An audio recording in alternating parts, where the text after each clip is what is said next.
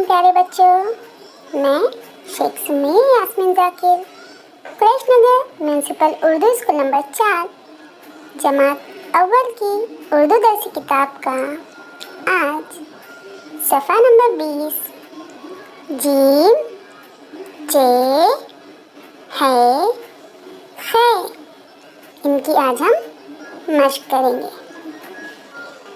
बच्चों तस्वीर देखो, तस्वीर का नाम बताओ, तस्वीर के नाम की पहली आवाज़ बताओ।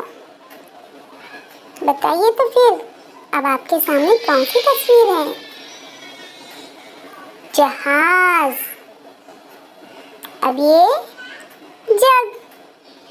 ये दोनों ही तस्वीर का शुरू का लफ्ज़ जीम है।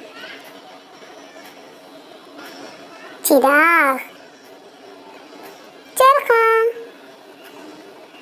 चे से चिराग, चे से चरखा। हवेली,